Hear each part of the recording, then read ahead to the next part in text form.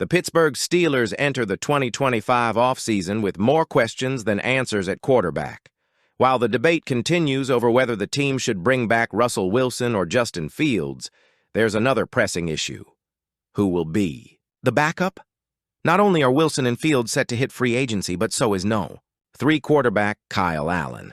If Wilson is re-signed, Fields will likely leave, and if Fields gets the job, Wilson won't be back. Steelers owner Art Rooney II made that clear in a recent statement. "I wouldn't close the door, but I'd say it's probably unlikely," Rooney said regarding keeping both QBs. "I think both of them see themselves as starters, and I don't know that they want to share the same job again next year. So I would say most likely we probably don't wind up bringing them both back." With that in mind, CBS Sports' Cody Benjamin believes the Steelers will target Kansas City Chiefs backup quarterback Carson Wentz in free agency. Assuming only one of Fields or Wilson returns, Pittsburgh will be in the market for a new backup, Benjamin wrote. Wentz, who began his NFL career in Pennsylvania, could offer Steel City size, grit, and experience. At one point, Carson Wentz was viewed as the future of the NFL. Drafted second overall by the Philadelphia Eagles in 2016, Wentz had an MVP-caliber season in 2017 before an injury forced Nick Foles to take over and lead the team to a Super Bowl victory. That injury would mark the beginning of Wentz's downfall. While he secured a $128 million contract extension in 2019, his play declined due to injuries, inconsistency, and locker room concerns. The Eagles moved on from him in 2021, and stints with the Indianapolis Colts, Washington Commanders, Los Angeles Rams, and Kansas City Chiefs followed. Despite his struggles as a starter, Wentz has carved out a role as a capable backup quarterback. He brings starting experience, 93 career starts in the NFL, playoff experience, a former Super Bowl champion, even if he didn't play in the game. Proven production, 497 passing yards and 153 career touchdowns. Veteran presence would provide stability behind either Wilson or Fields at this stage in his career. Wentz is not a QB1 option. But for a team like Pittsburgh, which needs a reliable insurance policy at the position, he could be an ideal fit. According to SpotRack, Wentz is projected to sign a one-year deal worth $1.9 million. That's an affordable option for the Steelers, who need to be smart with their cap space while addressing multiple areas of need. If the Steelers do re-sign Wilson, adding Wentz would make a lot of sense. Wilson's age, 36, and mobility limitations mean that Pittsburgh needs a backup who can step in and manage a game if needed. Additionally, Wentz could benefit from working with new offensive coordinator Arthur Smith, who has a history of getting the most out of struggling quarterbacks. However, if the Steelers re-sign Fields, Wentz could still fit in as a veteran mentor, someone with experience who can help guide Fields while providing security off the bench. With the Steelers unlikely to draft a quarterback early, signing a veteran backup is a necessity. If Wentz is available at a low price, it's a move that makes a lot of sense for Pittsburgh. While quarterback remains the top priority, the Steelers also face a major decision at running back. Najee Harris is expected to leave in free agency. Jaylen Warren is a restricted free agent, and there's a chance Pittsburgh could lose him as well. ESPN's Bill Barnwell recently reported that the Steelers could be at risk of losing Warren if they don't place the right tender on him. The 26-year-old struggled through an injury-impacted season and has had trouble with fumbles, but he has been more explosive, efficient, and versatile than Harris within the same offense over the past 3 seasons, Barnwell said. The Steelers would need to offer Warren a $5.2 million salary for 2025 to receive any compensation if they decline to match a potential Warren offer. If Pittsburgh places a second-round tender on Warren, that would mean he would make $5.2 million in 2025. If another team offers Warren more money, the Steelers would have to match it or receive a second-round pick in return.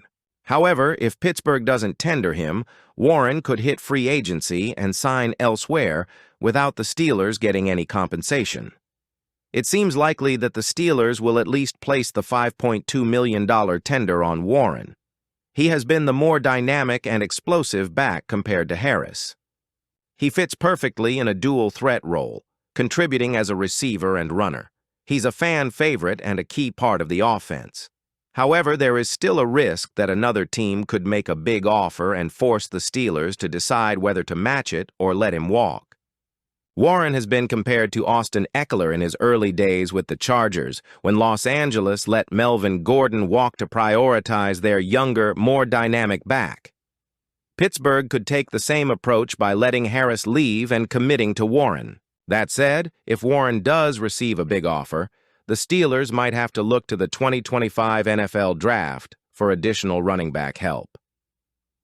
3 weeks have passed since the Steelers' early playoff exit against the Baltimore Ravens, and the front office has had time to evaluate its quarterback situation.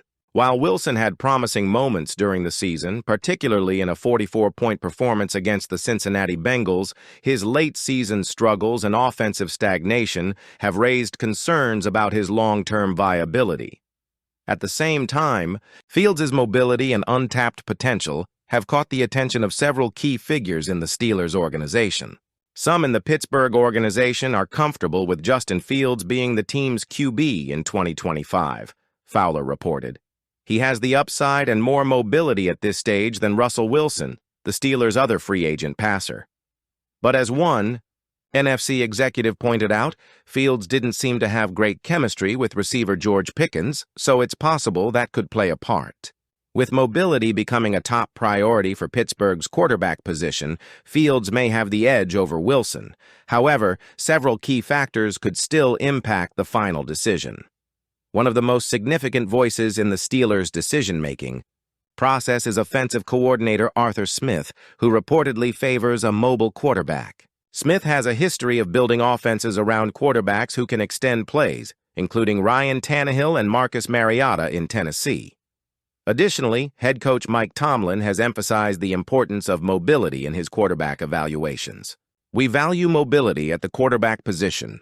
It's something we'll continue to keep in mind as we evaluate the position this offseason," Tomlin said. This statement suggests that Fields' athleticism could be a major advantage in the team's decision. However, Tomlin's long-standing relationship with Wilson remains a potential obstacle for Fields. Wilson's late-season struggles hurt his case. After a strong start to the 2024 season, Wilson struggled as the Steelers dropped their final 4 regular season games and lost in the wild card round. Several key issues contributed to this decline. Offensive line struggles. Wilson was sacked repeatedly as protection broke down late in the season. Injuries to key players. Wide receiver George Pickens missed time, making the passing game less effective. Lack of mobility. Wilson, at 36 years old, could not escape pressure the way he did earlier in his career. These factors made the Steelers' offense one-dimensional and predictable, leading many in the organization to believe that Fields provides a better long-term option. Concerns about Fields and Pickens' chemistry. One of the few drawbacks to Fields taking over as the starter is his lack of chemistry with Pickens. In Week 1 against the Atlanta Falcons, Fields connected with Pickens 6 times for over 80 yards. In Week 2 against the Denver Broncos, Pickens had only 2 catches, though several key plays were negated by penalties. Some analysts believe the Steelers' coaching staff held Fields back, limiting his ability to develop a stronger connection with Pickens. If Fields is named the starter in 2025, he will need to establish a better rapport with the team's top wide receiver. If Fields is going to be the Steelers' starter, other NFL teams must show interest in Wilson.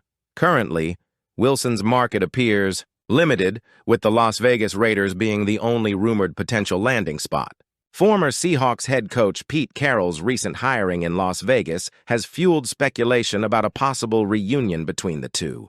If the Raiders or another team sign Wilson, the Steelers would likely move forward with Fields. However, if there are no suitors for Wilson, the Steelers may feel pressured to retain him. Fields, meanwhile, could attract interest from other teams, with reports linking him to the New York Giants and Tennessee Titans. If another team offers Fields a significant contract, the Steelers would have to decide whether to match the offer or let him walk. The Steelers have plenty of work to do this offseason. Among their biggest questions: who will be the quarterback in 2025? Will they re-sign Wilson or Fields? Should they add a veteran backup like Carson Wentz? Will they keep Jaylen Warren? Will they place the $2 million tender? Could another team force them to let him walk? With over $40 million in cap space, the Steelers have the flexibility to make moves, but they can't afford to make the wrong decisions. Now it's time to hear from you, Steelers Nation. Would you be happy if the Steelers signed Carson Wentz as a backup? Do you think Pittsburgh should keep Jaylen Warren? Or should they look elsewhere at running back? What moves should the Steelers make in free agency? Drop your thoughts in the comments below. And if you enjoyed this breakdown, be sure to like this video, subscribe to the channel, and turn on notifications so you don't miss any Steelers updates. Thanks for watching, and as always, here we go, Steelers Nation.